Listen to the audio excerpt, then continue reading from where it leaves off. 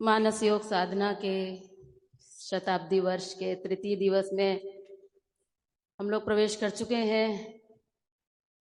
ये आज का अंतिम सत्र है। श्री रामचरितमानस को समर्पित ये आयोजन है, ये समारोह है, जिसका ज्ञान परम पूज्य त्रिपाठी जी महाराज को भगवान शिव से प्राप्त हुआ। मैं ऐसे सद्गुरु परम पूज्य त्रिपाठी जी महाराज के चरणों में कोटि कोटि प्रणाम करती हूँ। त्रिपाठी जी महाराज को तो नहीं देखा, लेकिन बड़ा सौभाग्य था कि परम पूज्य योगी जी महाराज के सानिध्य में रहकर इस साधना को सीखने का सुअवसर प्राप्त हुआ।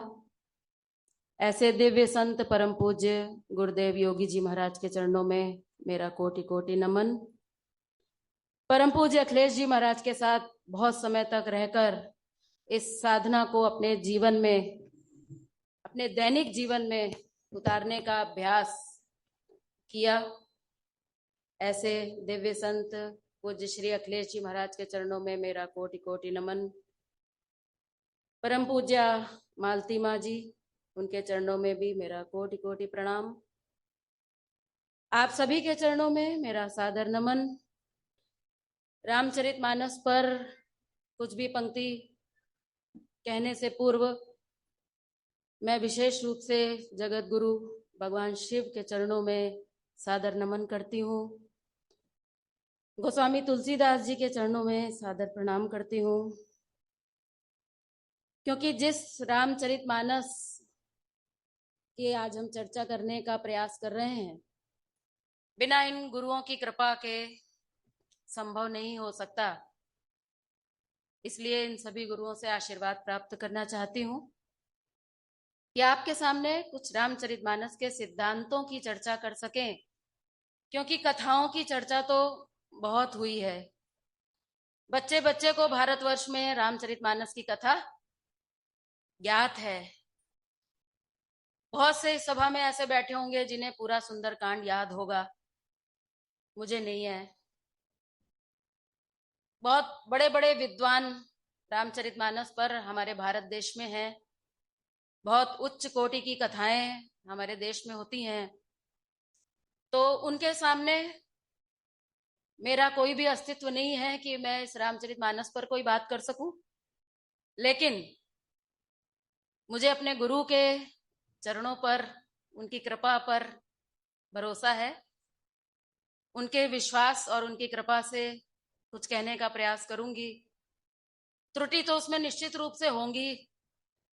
जो भी त्रुटियां होंगी तो मैं आपसे अग्रिम क्षमादान चाहूंगी, और अगर आपको कुछ भी अच्छा लगे तो उसमें गुरु की कृपा को ही आप देखकर उसे स्वीकार करेंगे।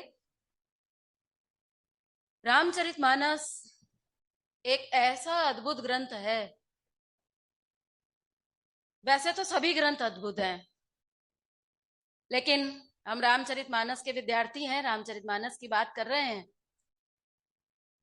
त्रिपाठी जी महाराज को भगवान शिव से रामचरितमानस का सैद्धांतिक पक्ष प्राप्त हुआ, और क्या गजब के सिद्धांत हैं।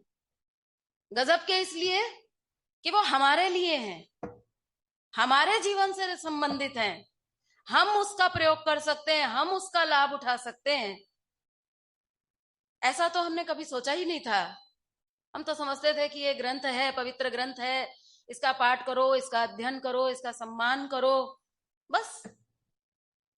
लेकिन इसकी एक एक चौपाई, इसका एक एक चरित्र, इसका एक एक प्रसंग सीधा हमारे जीवन से रिलेटेड है। और जो तप सेवा सुमिरन की साधना पद्धति, जिसको मानस योग साधना नाम दिया गया, जिस साधना का हम सभी लोग प्रयोग कर रहे हैं, बहुत से साधकों के मन में ये प्रश्न रहता है कि भाई ये जो हम यहाँ सुन रहे हैं, रामचरितमानस में तो ऐसा कुछ नहीं लगता। रामचरितमानस की कथा में ये कहाँ फिट हो रही है, तो ऐसा तो कुछ समझ में आता नहीं है। लेकिन ये तप सेवा सुमिरन किस प्रकार से, ईश्वर प्राप्ति का मार्ग किस प्रकार से रामचरितमानस में तप सेवा सुमिरन के रूप में पिरोया गया है, उस पर आज हम लोग एक दृष्टि डालेंगे। मैं प्रयास करूंगी कि इस समय सीमा के अंतर्गत इस रामचरितमानस के प्रारंभ से लेकर अंत तक पहुंचा जाए, एक नजर डाली जाए। कैसा रहेगा? आप सभी का आशीर्वाद भी चाहिए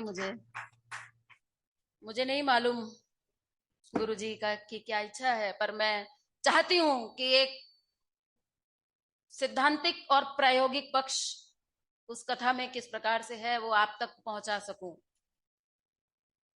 रामचरितमानस के जो मूल विषय है, जो हीरो हैं, वो कौन है?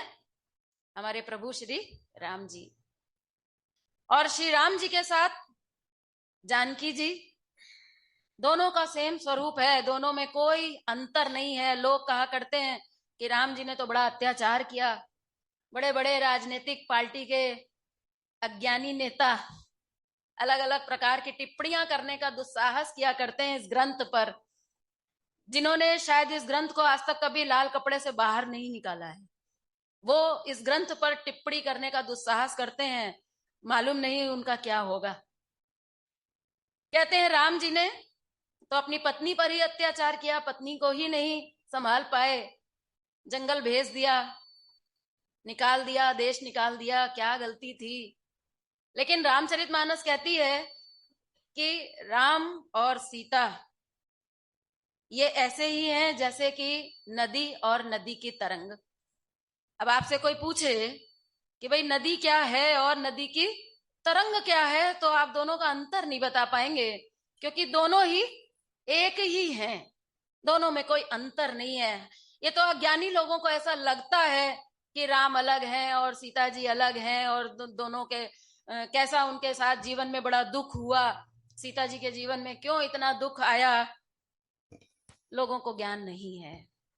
भगवान श्री राम जो इस ग्रंथ के प्रमुख नायक हैं, अगर हम उनकी बात करें तो बाहरी रूप की अगर हम बात ना करें, उसके असली तत्व की अगर हम बात करें, क्योंकि किसी भी व्यक्ति, चाहे वो भगवान ही क्यों ना हो, नाम से ज्यादा उसके स्वरूप का महत्व होता है, नाम से ज्यादा उसके तत्व का महत्व होता है। तो राम तत्व को रामचरितमानस में हजारों बार कहा गया कि भगवान राम कौन है, तो कहते हैं राम सच्चिदानंद दिनेशा। भगवान क्या है? सच्चिदानंद। सब जानते हैं, बड़े बड़े जयकारे लगाए जाते हैं, सच्चिदानंद भगवान की जय हो। अब जो ये सच्चिदानंद की हम बात करते हैं, तो अलग अलग लोगों ने इसकी अलग अलग प्रकार से व्याख्या की। मुझे तो उसके बारे में ज्यादा ज्ञान नहीं है, मुझे तो केवल वही ज्ञान है जो योगी जी महाराज से मैंने सुना है। योगी जी महाराज ने इसकी व्याख्या बड़ी सुंदर दी। बोले सत का मतलब होता है जो कभी ना बदले, ऐसी शक्ति। चित्त का मतलब होता है ऐसी चेतना, ऐसा ज्ञान। और आनंद तो हम सब जानते ही हैं। बोले भगवान राम क्या है? तो बोले शक्ति, आनंद और ज्ञान का भंडार है। ये उनका तत्व है, ये उनका गुण है, ये उनका स्वरूप है।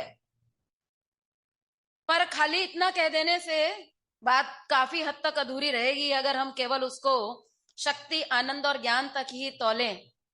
क्यों?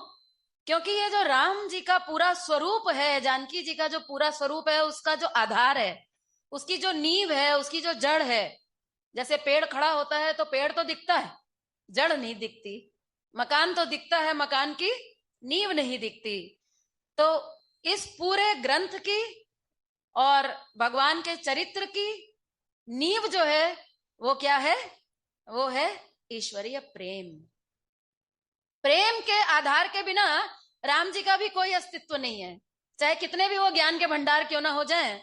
लेकिन अगर प्रेम नहीं है तो राम भी अर्थहीन हो जाते हैं। तो ये नींव है, ये जड़ है। तो राम जी का जो अस्तित्व है, उनका जो तत्व रूप है, जो तत्व स्वरूप है, वो क्या है?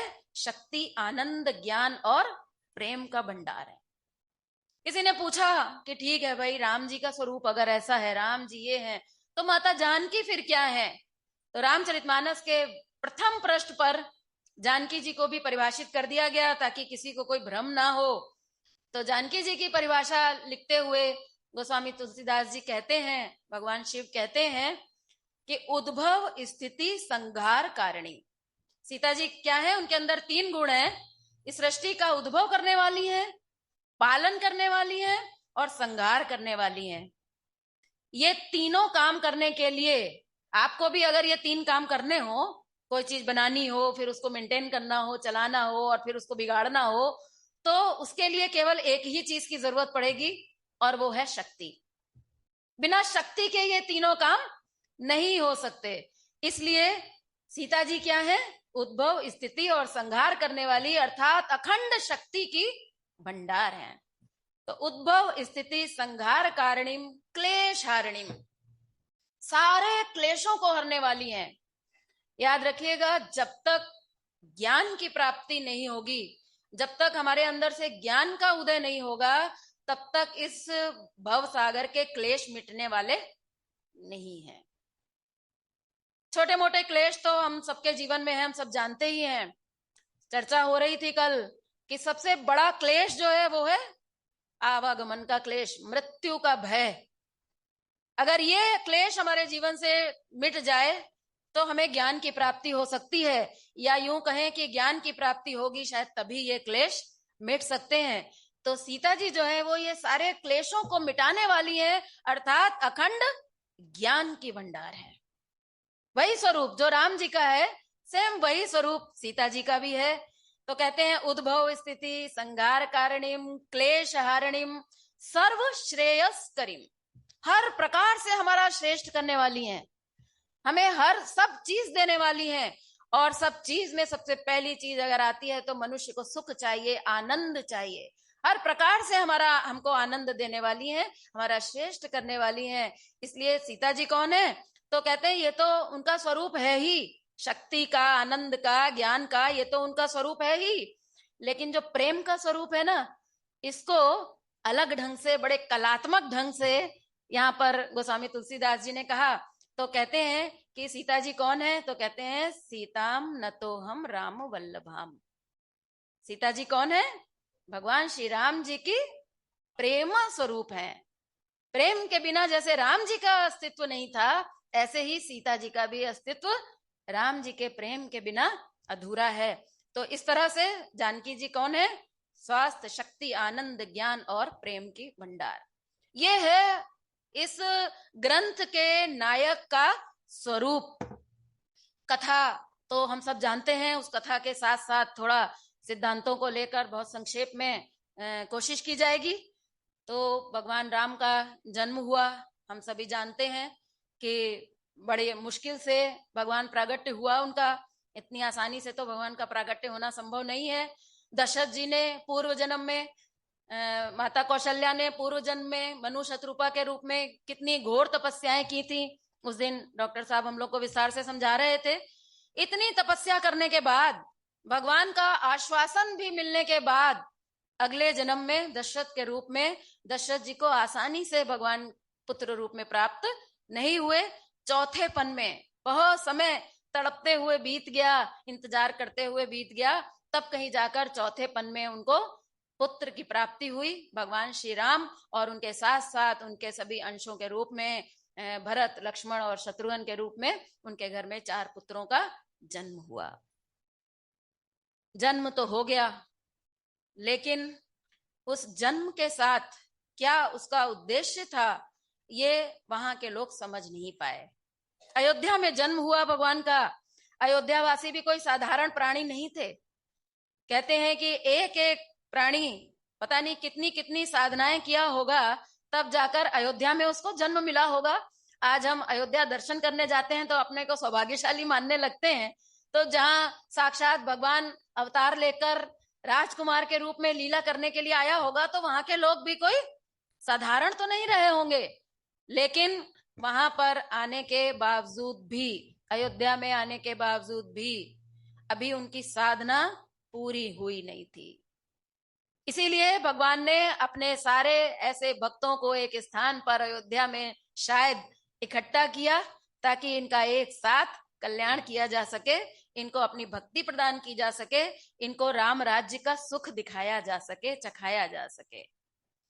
भगवान राम का जन्म हुआ तो आप जरा कल्पना करिए कि आपके घर में अगर आपके बेटे को अगर शादी के 10 साल बाद अगर बेटा पैदा हो तो कितना आनंद होगा। हम तो उतना ही कल्पना कर सकते हैं ना। तो अब दशरथ जी के आंगन में राम जी पैदा हुए, वो भी अकेले नहीं, 4 पैदा हुए और बड़ी मुश्किल से हुए। और क्या उनका आकर्षण रहा होगा। हमारे तो जो बच्चे होते हैं विषयी जीव होते हैं, कहां से भटक कर कहां आए होते हैं, वो कोई दिव्य अवतरण तो नहीं होते हैं, लेकिन कितना आकर्षण होता है। पैदा होते बच्चे के अंदर कितना आकर्षण होता है कि माँ बाप मोहित हो जाते हैं, छोटे बच्चे के आगे पीछे घूमते रहते हैं, उसके साथ खेलने को, उसको गोद में उठाने को तरसते रहते हैं। तो अयोध्या में जो आनंद हुआ, उस आनंद की कल्पना तो हम सब केवल कुछ अंशों में उसकी हम केवल एक कल्पना कर सकते हैं कि वहां के लोगों ने तो ऐसा मान लिया कि बस हमारी तो सारी साधनाएं सफल हो गई, हमारा तो सारा जीवन ही सफल हो गया, बस अब तो राम जी मिल गए, अब हमें भला और किसी चीज की अब जीवन में जरूरत क्या पड़ेगी। राम जी को प्राप्त करने के बाद भला हमें अब क्या प्राप्त करना रह जाएगा। तो आनंद बरसने लग गया, एकदम अनंत रूप में आनंद ही आनंद। लेकिन याद रखिएगा, ये आनंद था नहीं, ये सुख था। दोनों में मतलब समझते हैं ना अंतर। सुख होता है जो बाहर से मिलता है तो हमें जिसकी अनुभूति होती है उसको सुख कहते हैं। लेकिन जब हमें जो चीज हमें अपने अंदर से मिलती है तब हमें जो सुख प्राप्त होता है उसको हम क्या कहते हैं, आनंद प्राप्त हुआ। तो चाहे भले राम ही क्यों ना हो, साक्षात भगवान राम ही क्यों ना हो, ये राम जी भी अगर बाहर से आएंगे तो प्राप्त होने वाले आनंद को आनंद कहना ठीक नहीं होगा, इसको सुख ही कहना उचित होगा। आपको सुनने में थोड़ा अटपटा लग सकता है कि नहीं भाई ऐसा तो नहीं है, वो तो उसको तो हम आनंद ही कहना चाहेंगे। आनंद की एक खास बात होती है, आनंद उसे कहते हैं जो एक बार आ जाता है ना तो फिर जाता नहीं है। सुख जो होता है वो तो ऐसा है कि रसगुल्ला खाएंगे तो आएगा, रसगुल्ला खत्म तो चला गया। पैसा आएगा तो सुख भी आएगा, पैसा चला जाएगा तो सुख भी चला जाएगा, आने जाने वाला।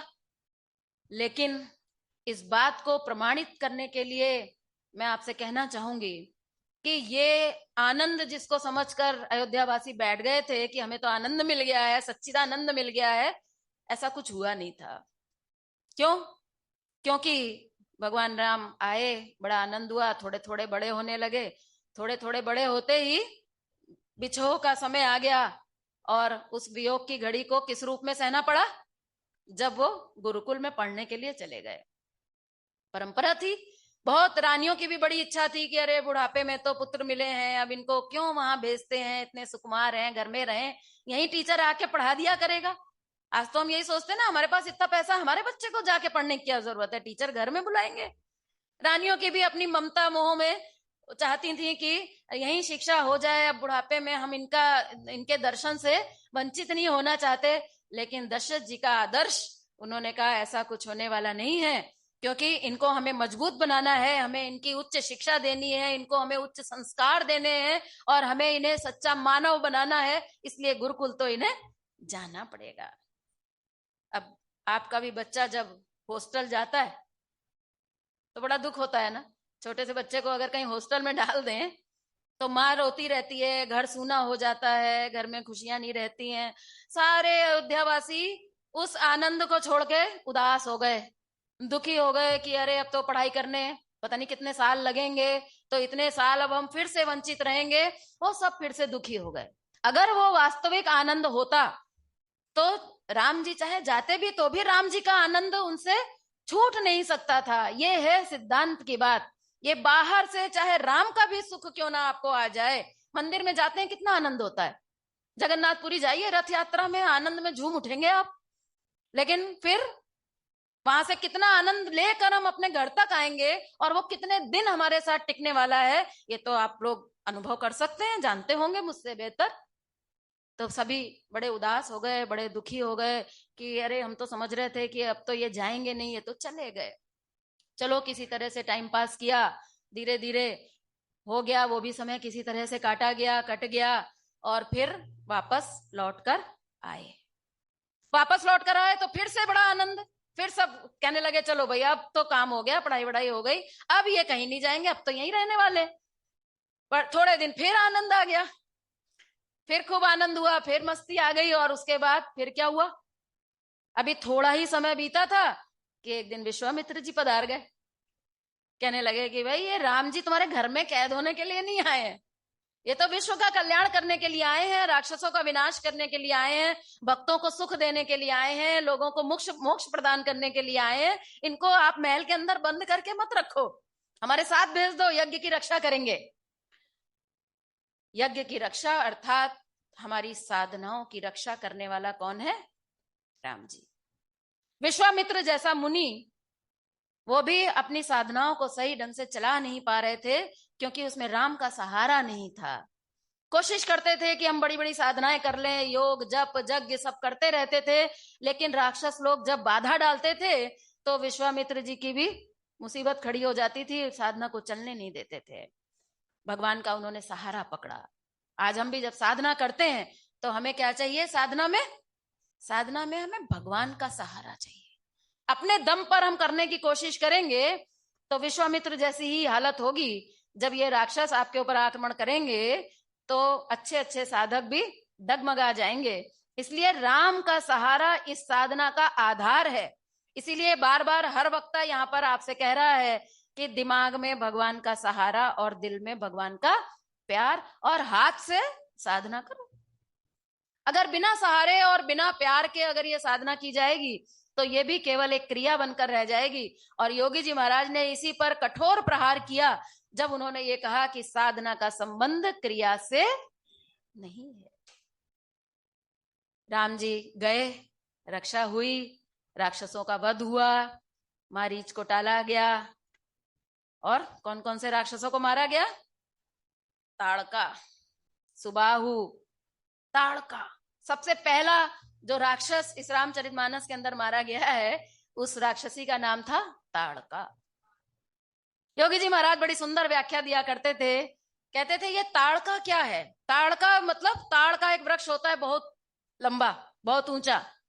बोले ताड़का का मतलब है दुराशा, गलत आशाएं। बड़ी बड़ी हमने ताड़ की तरह बड़ी बड़ी हमने आशाएं बना रखी हैं। और क्या आशाएं बना रखी हैं? खाने से ताकत, पढ़ने से ज्ञान, पैसे से सुख, नाते रिश्तेदारों से, बाल बच्चों से प्रेम की हमने आशा लगा रखी है। रामचरितमानस में इसको आशा नहीं बल्कि क्या कहा जाता है? दुराशा। इस दुराशा को मारने के लिए विश्वामित्र जी प्रयास कर रहे हैं। साधारण आदमी नहीं कर पाएगा। विश्वामित्र जी कौन है? तो कहते हैं विश्वामित्र का अर्थ है विश्व है अमित्र जिसका। इसका एक दूसरा अर्थ भी हो सकता है कि मित्र है विश्व जिसका, ये भी कह सकते हैं। दोनों अर्थों में अगर आप इसकी व्याख्या देखेंगे तो ये दोनों ही अर्थ आपको उचित जान पड़ेंगे। पहला अर्थ जो है विश्व है अमित्र जिसका, यानी कि जिसको ये बात समझ में आ गई कि भाई एक बात तो पक्की है कि ये दुनिया मेरे काम नहीं आएगी। कोई दुनिया से भागना नहीं है, अमित्र हो गया तो अब अमित्र का त्याग कर दें, वैसा नहीं है। लेकिन ये बात समझ में आ जाना कि ये दुनिया मेरे काम में नहीं आई और ना आएगी।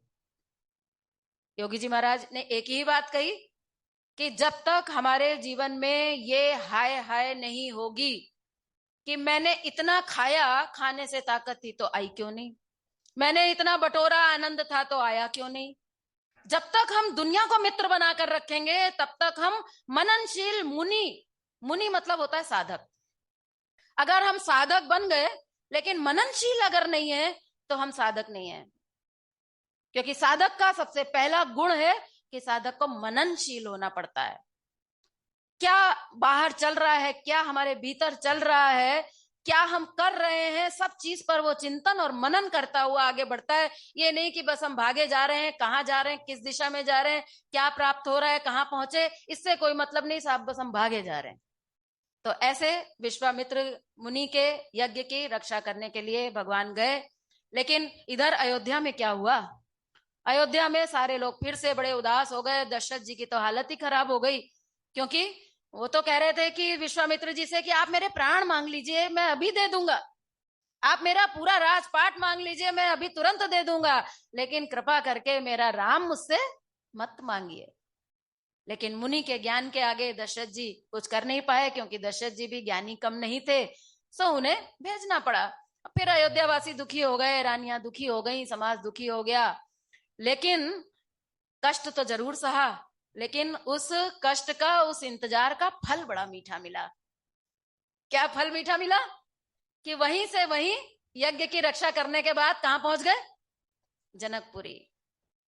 जनकपुरी पहुंचे और वहां धनुष यज्ञ हुआ और राम जी का विवाह सुनिश्चित किया गया।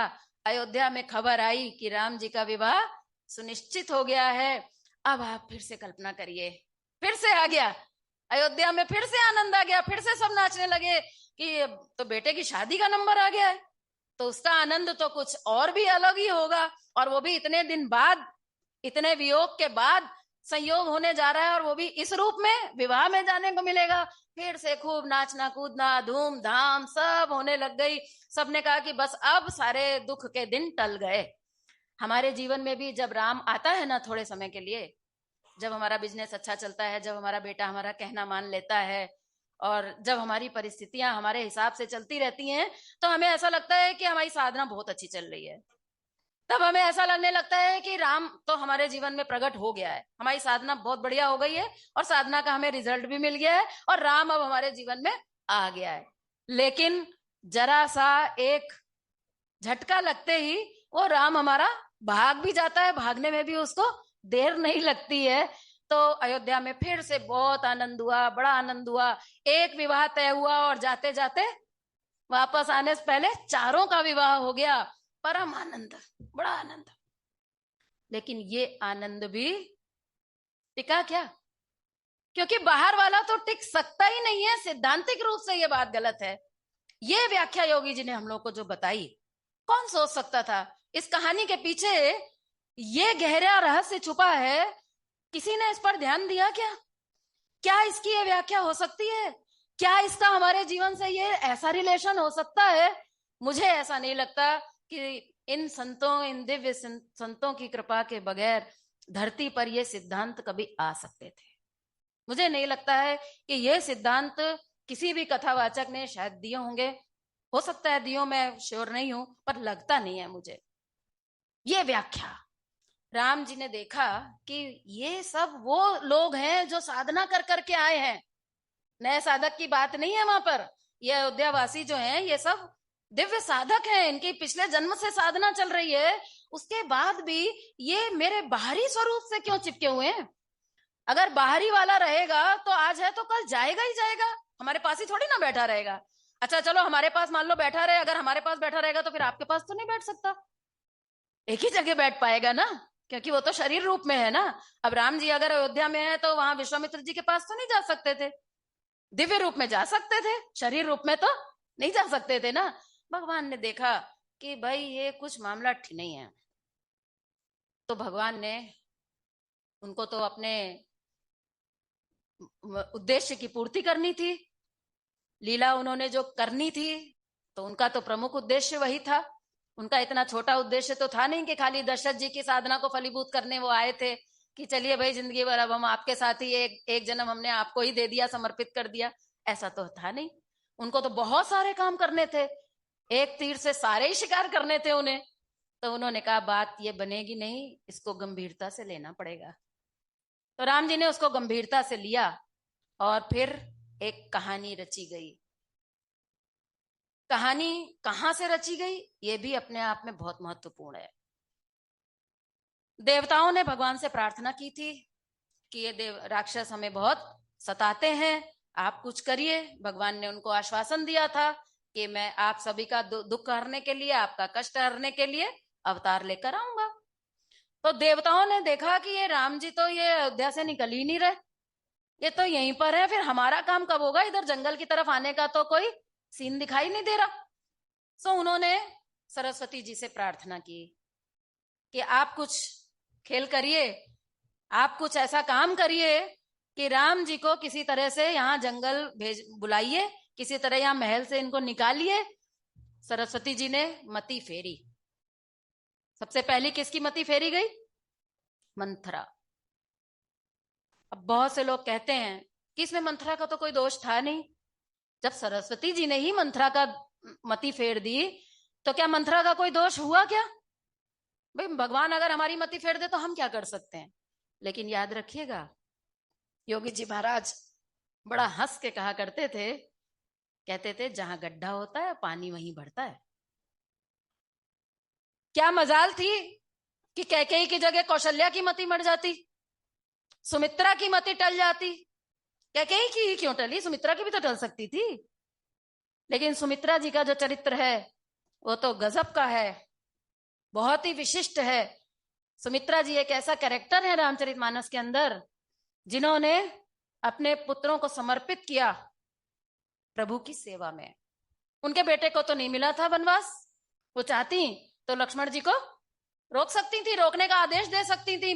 जब लक्ष्मण जी सुमित्रा जी से आज्ञा मांगने के लिए गए वन में जाने के लिए, तो उनको बड़ा डर लग रहा था कि अगर कहीं मां ने आदेश अगर नहीं दिया और अगर मुझे जबरदस्ती यहाँ पर रोकने की कोशिश की तो मैं क्या कर पाऊंगा, मैं कुछ कर नहीं पाऊंगा। लेकिन जब वो वहां पहुंचे तो सुमित्रा जी ने कहा कि लक्ष्मण याद रखना कि राम अगर वन जा रहे हैं तो केवल और केवल तुम्हारे ही लिए जा रहे हैं, इसके अलावा मुझे तो और कोई कारण दिखाई नहीं दे रहा है। ना उनको कैकेयी दिखाई दे रही हैं, ना उनको दशरथ जी दिखाई दे रहे हैं, किसी प्रकार का उनके अंदर कोई विकार था ही नहीं, एकदम शुद्ध आत्मा, केवल प्रभु के प्रेम से ओतप्रोत। ऐसा ये कैरेक्टर है सुमित्रा जी का जिसको बहुत कम लोग जानते हैं। ऐसी उन्होंने आज्ञा दी और मंथरा की जब मति फेरी गई और मंथरा ने जाकर आक्रमण किया, योगी जी महाराज बड़ा कहा करते थे कि को न कुसंगत पाए नसाई। कुसंग का ऐसा प्रभाव होता है कि अच्छे अच्छे डगमगा जाते हैं। इसलिए योगी जी हमेशा ये कहते थे, अखिलेश जी महाराज तो बहुत ही जोर देते थे, कहते थे बच्चों को अगर आपको अपने कुछ बनाना है तो आप इस बात का ध्यान रखिए कि केवल आपके बच्चों की संगत कैसी है। आप अपने बच्चे से ज्यादा अपने बच्चों के दोस्तों पर ध्यान दीजिए कि इसके दोस्त ठीक ठाक हैं कि नहीं है। क्योंकि अगर कुसंग में पड़ गया, अगर इसकी संगत ठीक नहीं होगी, अगर इसको गलत रास्ते पर ले जाने का पाठ पढ़ाया जाएगा तो चाहे कितना ही साधक परिवार का बच्चा क्यों ना हो, ये भटक जाएगा। मंथरा ने कैकेयी की मति फेरी। और कैसी थी कैकेयी मां राम जी की? राम जी को वो दशरथ से भी ऊपर मानती थी, भरत से भी ऊपर मानती थी, इतना प्रेम करती थी कि जब मंथरा ने आकर बताया कि एक बुरी खबर है तो डर गई कैकेयी, बोली क्या हो गया? कुशल राम? सबसे पहला सवाल उनका उठा, कुशल राम। और आगे कहती है महिपाल, कि क्या हो गया? राम और महिपाल राजा जी तो कुशल है ना। उन्होंने नहीं पूछा कि भरत जी कुशल हैं कि नहीं, क्योंकि वो जानती थी कि भरत की कुशल तो राम की कुशल में अपने आप आ जाती है। नहीं पूछा उन्होंने, लेकिन कहीं तो विकार रहा ही होगा, कहीं ना कहीं उनके मन में ये भाव रहा ही होगा। सौतन वाला जो डाह होता है ना कहीं तो कैकेयी जी के अंदर था ही। तभी मंथरा की बातों का कैकेयी के ऊपर असर हुआ। हम कह सकते हैं कि कैकेयी का चरित्र भी बहुत ऊंचा है। बहुत से लोग व्याख्या करते हैं, कहते हैं कि भाई कैकेयी का चरित्र बहुत ऊंचा था। पूछते हैं हम लोग कैसे, तो वो कहते हैं भाई राम जी की प्लानिंग में वो पात्र बनी, इसलिए वो पूजनीय है। हमने राम की कथा में तो रावण भी पात्र बना। बहुत से लोग व्याख्या करते हैं। खैर ये तो व्याख्या तो अपने अपने हिसाब से हम कर सकते हैं, पर योगी जी महाराज तो यही कहा करते थे कि मति फेरी जरूर गई, लेकिन फिरी किसकी? इस प्रकार से कैकेयी जी की मति फिरी। और क्या क्या उन्होंने नहीं कह डाला। हम लोग पढ़ते हैं तो दिमाग हिल जाता है कि इतना कोई इतना प्रभावित हो सकता है क्या, संघ का इतना गलत प्रभाव पड़ सकता है क्या, कि यहां तक उन्होंने सोच लिया मंत्रा के कहने से। मंत्रा ने उनको बोला कि तुम्हें कुछ पता नहीं है, महीनों से प्लानिंग चल रही है, जबकि प्लानिंग तो 2 दिन पहले की थी। वो तो दशरथ जी को एक दिन अपने बाल सफेद दिखाई दिए तो उन्हें लगा राम जी को युवराज बना दें। वो तो बेचारे गुरु जी से पूछने गए, कौशल्या जी से पूछने नहीं गए थे। पहले पत्नियों से पूछने का कोई रिवाज नहीं था, गुरु की आज्ञा सर्वोपरि होती थी। सो वो गुरु से पूछने गए, गुरु जी ने कहा वशिष्ठ जी ने कि इससे सुंदर तो और कोई बात ही नहीं हो सकती है, तुरंत आपके मन में ये बड़ा उत्तम विचार आया है। लेकिन कैकेयी की मति ऐसी फिर गई कि कैकेयी समझ रही हैं मंथरा के कहने से कि ये प्लानिंग बहुत पहले से चल रही है, भरत आएंगे, गद्दी पर बैठेंगे और तुमको जेल में डाल देंगे। कंस बना दिया कि तुमको जेल में डाल दिया जाएगा और भरत गद्दी ले लेंगे। और राम, तुमको पता नहीं है कि दशरथ जी तो जो है वो कौशल्या के पल्लू में रहते हैं। यहां तक बातें लिखी है रामचरितमानस में। कितना कोई कह सकता है और कितना किसी के ऊपर असर हो सकता है। कैकेयी पूरी तरह से उनकी मति मारी गई और उस मति के मारने पर उन्होंने 2 वरदान मांग लिए और हो गया राम जी को 14 साल का वनवास। थोड़ी मति अगर मारी जाती, थोड़ी सी भी अगर उसमें सद्बुद्धि बची होती, तो एक वरदान से भी वो अपना काम चला सकती थी।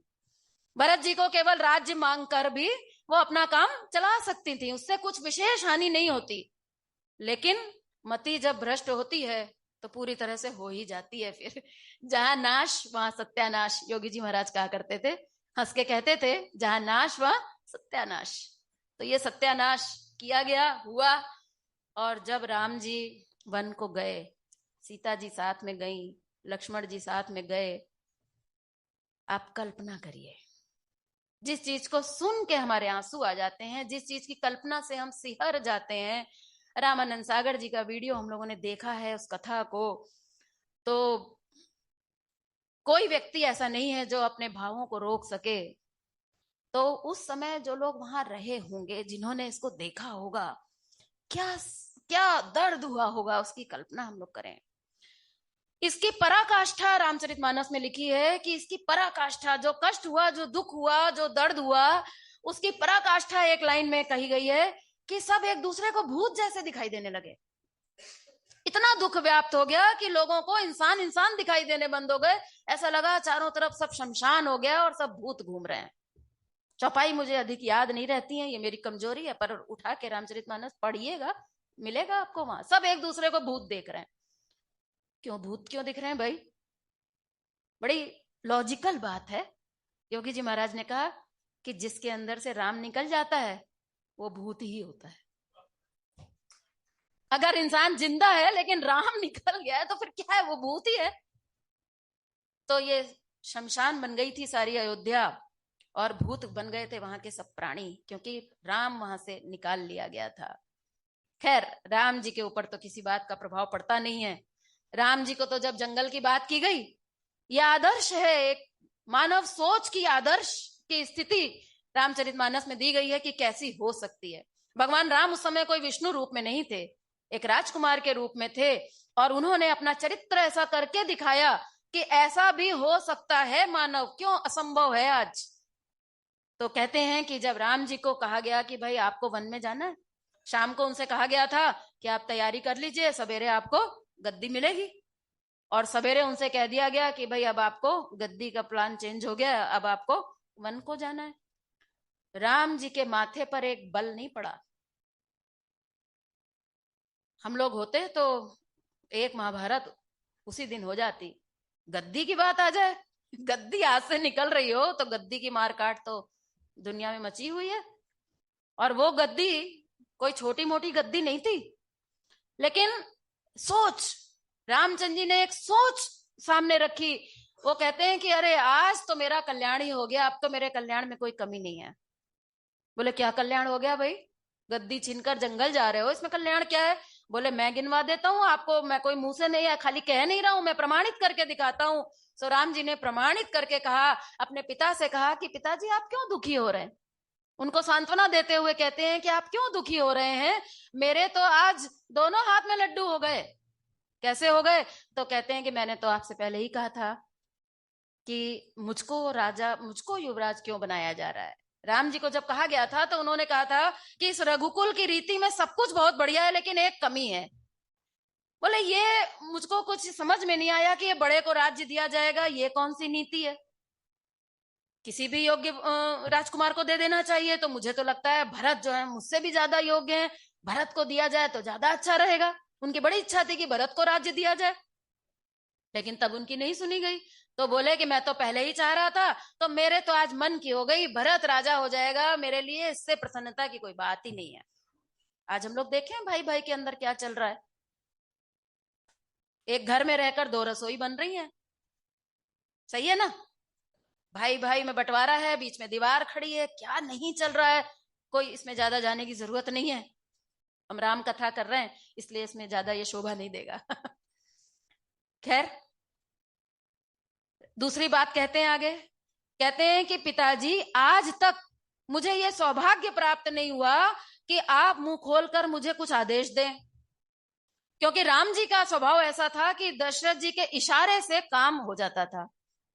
आज्ञा देने की उन्हें कभी जरूरत ही नहीं पड़ी। वो उनके उनके हाव भाव देखकर समझ जाते थे कि पिताजी क्या चाहते हैं, और वो उसका पहले से ही पालन कर देते थे। तो बोले, आज जीवन में पहली बार मुझे आपकी आज्ञा पालन करने का मौका मिला है, और अगर आज मैं ये करने से चूक गया तो मुझसे बड़ा स्वार्थी व्यक्ति, मुझसे बेकार पुत्र भला और कौन होगा। तो बोले, दूसरा पॉइंट ये है, मैं कोई ऐसे ही नहीं कह रहा हूं, मैं प्रमाणित कर रहा हूं। बोले, फिर क्या होगा? बोले कि कैकेयी माँ की आज्ञा का पालन करने का अवसर मिलेगा। उन्होंने ये नहीं कहा कि कैकेयी ने आदेश दिया है, उन्होंने कहा, हे पिता, आदेश तो आपका है, कैकेयी जी की, कैकेयी माता की तो केवल सम्मति है। सोचिए शब्दों को रखने की विनम्रता। वो चाहते तो कह सकते थे, नहीं कैकेयी ने आदेश दिया है तो मैं चला जाऊंगा, कोई दिक्कत नहीं है। उन्होंने ये नहीं कहा, उन्होंने ये कहा ही नहीं कि कैकेयी ने आदेश दिया है, उन्होंने कहा कि पिता की आज्ञा है और माता की सम्मति है। सम्मति थी। दशरथ जी गिड़गिड़ा गिड़गिड़ा के हार मान गए थे। कैकेयी के पैरों पड़ पड़ कर उन्होंने उनको मनाने की कोशिश की थी। किसका आदेश किसका था? आदेश तो कैकेयी का था, लेकिन राम जी उसको इस रूप में बिल्कुल भी लेते नहीं है। फिर कहते हैं कि अगर आप मुझको युवराज बना देते तो मुझे एक सीमित राज्य मिलता, उसी का मैं युवराज होता। लेकिन मेरे ऊपर प्रभु की ऐसी कृपा है कि उन्होंने मेरे पूरे वन का राज्य दे दिया है। जाओ, जहां तक जाओ, तुम्हारी सीमा है, राज्य करो। तो बोले, आप छोटा राज देने चाह रहे थे, भगवान मुझे बड़ा राज्य दे रहा है, तो मैं छोटे राज्य को ठोकर लगाकर बड़ा राज्य करने जा रहा हूं। सोच। बोले, अगर आप मेरे को युवराज बना देते तो मुझे ऋषि मुनियों का मिलन नहीं हो पाता। राजा को कहाँ टाइम मिलता है ये सब करने का राजनीति में। तो बोले कि अब तो मुझे सत्संग ही सत्संग मिलेगा, और मेरा ये जन्म भी सुधर जाएगा और वो जन्म भी सुधर जाएगा, तो इसमें तो मेरा हर प्रकार से भला ही भला है। पिताजी आप चिंता मत करिए। इस तरह से समझा कर बुझा कर रामचंद्र जी निकल गए वन को।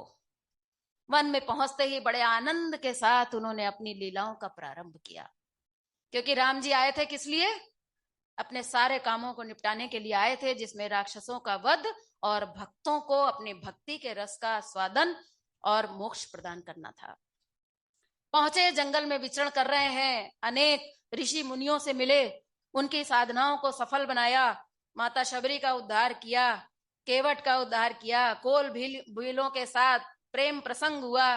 जबरदस्त, बहुत बढ़िया सुंदर रामचरितमानस में व्याख्या आती है कि वो जंगल में रहने वाले कोल भील, जिनका खाने का, जिनका पहनने का ठिकाना नहीं था, लेकिन उनका जो दिल था वो भगवान के प्रेम से भरपूर था। केवल और केवल वो भगवान के प्रेम में जी रहे थे, तो भगवान राम भला कैसे ना आते। तो भगवान जंगल में आए इन कोल भीलों को आनंद देने के लिए। रामचरितमानस में तो इससे भी बढ़कर एक बात लिखी है। कहते हैं कि भगवान राम जी कोल भीलों को प्रेम देने के लिए नहीं आए थे। लोग समझते हैं प्रेम देने के लिए आए थे, लेकिन योगी जी ने जबरदस्त व्याख्या दी। बोले, प्रेम देने नहीं, वो प्रेम लेने गए थे वहां पर। कहते हैं कि चले रंक जनु लूटन सोना। रामचंद्र जी जो है वो ऐसे उन कोल भीलों से मिल रहे हैं जैसे कोई महादरिद्री किसी सोने के खजाने को लूटने जा रहा हो, ऐसे ही राम जी की स्थिति हुई है। क्योंकि गुरुजी कहते थे कि भगवान सब कुछ दे सकता है, मोक्ष तक दे सकता है, सब कुछ दे सकता है, लेकिन एक चीज की प्यास तो उसको भी है, एक चीज की डिमांड, एक चीज की मांग तो उसको भी है। और वो क्या चीज है? वो है प्रेम। क्योंकि प्रेम एक ऐसी चीज है जो कभी भी एक तरफ से नहीं होता। ये नहीं है कि कोल बिल प्रेम करें और राम जी तो राम जी बनकर बैठे रहें कि हम तो भगवान हैं। ऐसा नहीं हो सकता। प्रेम हमेशा दोनों तरफ से होता है। प्रेम लेना होता है और प्रेम देना होता है। उस प्रेम को लेने के लिए भगवान वैकुंठ से उतरकर अवतार लेने के लिए आए हैं। शिव जी कहते हैं रामई केवल प्रेम प्यारा। शिव जी इस बात को नहीं मानते कि वो राक्षसों को मारने के लिए आए, वो तो देवता लोग कहते हैं कि राक्षसों को मारने के लिए आए, लेकिन शिव जी कहते हैं रामई केवल। केवल मतलब और कोई रीजन है ही नहीं, उनके आने का जीवन का उद्देश्य केवल एक है और वो है रामई केवल प्रेम प्यारा। और उसको केवल प्रेम से ही प्रकट किया जा सकता है, प्रेम से ही उसको प्राप्त किया जा सकता है। ऐसी लीलाएं करते करते भगवान अपने उद्देश्यों की पूर्ति करते करते पहुंच गए हैं जंगल में। और फिर वहां पर एक और घटना घट गई। क्या घटना घटी? सीता जी का हरण।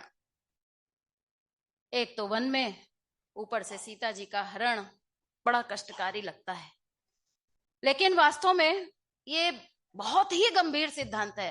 योगी जी महाराज जब इस पर प्रवचन करते थे तो कम से कम 2-2.5 घंटा आंख बंद करके जो वो बोलना शुरू करते थे, घड़ी वड़ी का कोई मतलब नहीं रह जाता था। जानकी की खोज बहुत सुंदर, योगी जी महाराज बहुत सुंदर व्याख्या किया करते थे कि क्या है ये जानकी, क्यों हो गया इसका अपहरण, कैसे इसको वापस लाया जाए। ये राम जी की जानकी तो रही होंगी, ये तो हमारी आपकी जानकी की बात है। जानकी जी कौन है? हमारा आत्म स्वरूप। वो सच्चिदानंद मनुष्य का स्वरूप है। हम सब दिखाई दे रहे हैं अलग अलग नाम में, अलग अलग रूपों में, अलग अलग शहरों से हम आए हैं, बहुत कुछ है हम अलग अलग, कोई डॉक्टर है, कोई इंजीनियर है, कोई किसान है, लेकिन हम सबका स्वरूप केवल और केवल एक है। और वो क्या है? सच्चिदानंद। आत्मा सबकी एक सी है, आत्मा के गुण सबके एक से हैं। ऐसी वो स्वरूपा शक्ति भगवान की जो हमारे भीतर बैठी है, उस शक्ति का अपहरण हो गया। आज हम यहाँ सब इस सभा में जितने बैठे हैं, हम सब वो हैं जिनकी जानकी का अपहरण हुआ है। आज हम अपने जीवन में दुखी इसीलिए हैं क्योंकि हमारी जानकी का अपहरण हुआ है। आप कहेंगे क्या आत्मा का भी अपहरण हुआ करता है क्या? बात सही है, आत्मा को कोई छू नहीं सकता। आत्मा का अपहरण करना तो दूर, कोई उसको टच नहीं कर सकता, अपहरण कैसे कर सकता है? बहुत गूढ़ सिद्धांत है यहाँ पर। जानकी जी का अपहरण क्या है? आप सब कथा जानते हैं कि ओरिजिनल जानकी जी का अपहरण हुआ ही नहीं था। भगवान राम जब लीला करते करते आगे बढ़े थे तो उन्होंने जानकी जी से कहा कि अब तो रावण का मामला सामने आने वाला है, तो अब तुम जो है अग्नि में प्रवेश करो, अब मैं कुछ बड़ी लीला करने वाला हूं, इसलिए अब तुम अग्नि में प्रवेश कर जाओ। तो सीता जी को अग्नि में प्रवेश दिलाया गया और सीता जी का एक नकली स्वरूप, डमी सीता एक प्रकट की गई। लोगों को इसका पता नहीं चला, लोगों को तो छोड़िए, लक्ष्मण जी को भी इसका पता नहीं चला। क्यों? क्योंकि रामचरितमानस में लिखा है कि राम जी जो है उस समय फूल लेने के लिए गए हुए थे पूजा के। लक्ष्मण जी उस समय पुष्प लेने के लिए गए हुए थे और पीछे से राम जी और सीता जी ने मिलकर ये नाटक, ये लीला रची। क्योंकि राम जी जो लीला कर रहे हैं उसमें सीता जी का बराबर का हाथ है। दोनों जब एक ही है तो दोनों की लीला अलग हो ही नहीं सकती। तो सीता जी का अपहरण हुआ। कौन सी सीता का अपहरण हुआ? नकली। आज हमारी भी जो सीता का अपहरण हुआ है, असली का नहीं, आत्मा तो अभी भी अंदर बैठा है। आत्मा का अपहरण संभव नहीं है, असली सीता का अपहरण संभव नहीं है, लेकिन नकली सीता का अपहरण का क्या अर्थ है? शक्ति का अपहरण तो हुआ है। लेकिन कहाँ हुआ है? आत्मा में नहीं, शरीर में। शरीर जो है वो सीता नहीं है। शरीर तो पंच भौतिक शरीर है, जड़ शरीर है। असली तो इसके अंदर केवल एक ही चीज है, बाकी तो सब व्यर्थ है। देखा जाए अगर सही मायने में तो असली तत्व जो इसके अंदर है वो क्या है? वो तो केवल आत्मा है। तो बोले शक्ति का अपहरण हुआ, तो ओरिजिनल शक्ति तो अभी भी है आपके अंदर। आप जब चाहे प्रकट कर सकते हैं, प्रकट कर ही रहे हैं। कितने लोग हैं जो कह रहे हैं कि हम भयंकर कमजोरी से ग्रसित थे, लेकिन अब हमारी शक्ति प्रकट हो रही है। पहले हमारी सीता का अपहरण हो गया था, अब हमें सीता वापस मिलने लग गई है। अब हमारी शक्ति अंदर से जागृत होने लग गई है। पहले जब खाते थे तब शक्ति आती थी, और अब शक्ति अंदर से जागृत हो रही है। यही तो तप सेवा सुमिरन की जड़ है। कि मैंने परसों भी आपसे कहा था अपने व्याख्यान में कि जो कुछ भी हमें प्राप्त करना है, कहां से प्राप्त करना है? अंदर से, स्व में स्थित होना है। और वो स्व माता जानकी का स्वरूप है। हमारे आनंद का अपहरण हुआ है। आनंद जो है वो आत्मा का स्वरूप है। तो वास्तव में आनंद का अपहरण नहीं हुआ है। हमको जो चिंता और तनाव आ रहा है वो आत्मा में नहीं आ रहा है। कहाँ आ रहा है? वो मन में। डुप्लीकेट जानकी का अपहरण हुआ है। जानकी की खोज, राम जी ने कहा भाई जानकी खो गई है तो इसकी खोज तो करके लानी पड़ेगी। शक्ति अगर खो गई है तो शक्ति लानी पड़ेगी, जागृत करनी पड़ेगी। अंदर वाली शक्ति जागृत करनी होगी। अंदर का आनंद, अंदर का ज्ञान और ईश्वरीय प्रेम को प्रकट करना होगा। तो बोले इतना आसान नहीं है। राम जी भी बहुत सी मानवीय लीला करते हैं। हे खग मृग हे मधुकर श्रेणी, तुम देखे सीता मृग नैनी। बड़ा मनुष्य की तरह विलाप कर रहे हैं, लीला कर रहे हैं कि हाय मेरी जानकी चली गई। वास्तव में ना तो कहीं जानकी गई है और ना ही राम जी की जानकी को किसी की हिम्मत है कि कोई ले जाए। रावण भी जो सीता जी का अपहरण करने के लिए आया था, तो वो भी असली वेश में नहीं आया था। सीता जी इधर डुप्लीकेट थी तो उधर रावण भी डुप्लीकेट था। ब्राह्मण वेश में आया था ना। रावण के वेश में तो आने का उसकी हिम्मत ही नहीं थी, साहस ही नहीं था। नकली बनकर, चोरों की तरह बनकर आया और अपहरण कर कर लेकर गया। जटायु जी का प्रसंग आता है, वहां पर उसकी चर्चा नहीं करूंगी। ये किस प्रकार से राम जी की इच्छा थी। सीता जी का ये जो अपहरण हुआ, ये उनकी लीला का, ये उसका पार्ट था। वरना जटायु जी ने एक बार को तो रावण को अधमरा कर ही दिया था। लेकिन ये रावण इतनी आसानी से मरने वाला नहीं है कि जटायु जो शुरू में ही बस साधना शुरू हुई नहीं, जानकी की खोज शुरू हुई नहीं कि बस तुरंत रावण मर जाए। इतना आसान नहीं है। रावण जो है ये सारे विकारों की जड़ है, सारे राक्षसों की जड़ है, जिसको हम मोह कहते हैं।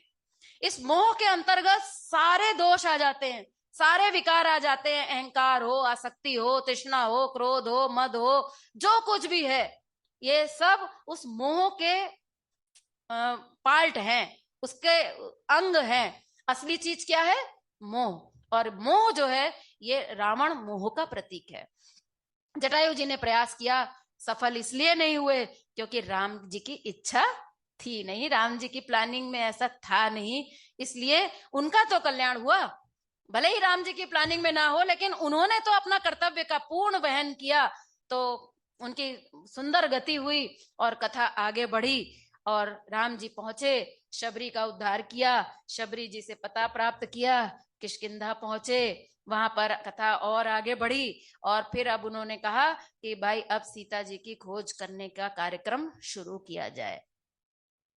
अब समस्या ये आई कि कौन करे, कौन कर पाएगा जानकी की खोज। खोई तो सबकी हुई है, पूरी दुनिया की जानकी जो है वो अपहरण हो चुकी है, लेकिन खोज करने वाले ये इतने हैं।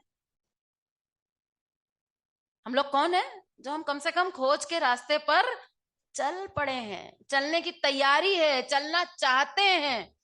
तो सभी लोग चलना चाह रहे थे, लेकिन सबके वश की बात नहीं थी। सब लोग जोर लगाते रहे कि हाँ भाई, विचार विमर्श हुआ कौन जाए कौन जाए, और लास्ट में जो चयन हुआ वो किसका चयन हुआ?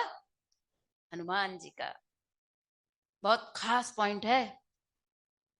हनुमान जी ही क्यों? क्यों? क्योंकि हनुमान का अर्थ है जिसने अपने मान का हनन कर दिया है।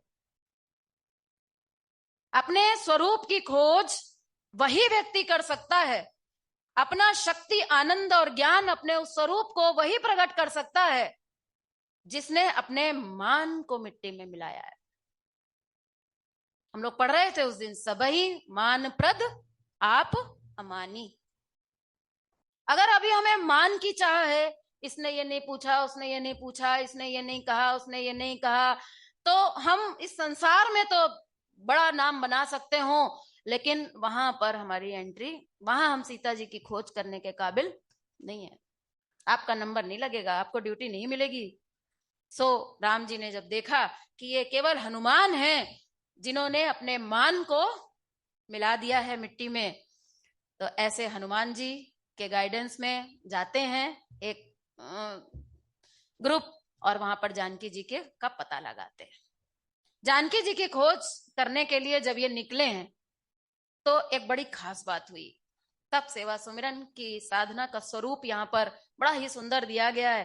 कहते हैं जब ये खोजने के लिए निकले, तो अब कोई भी चीज ढूंढने जाते हैं तो क्या करते हैं, इधर भी देखते हैं, उधर देखते हैं, इधर सामान हटाते हैं, उधर करते हैं, सब ऐसे ही ढूंढा जाता है ना किसी चीज को।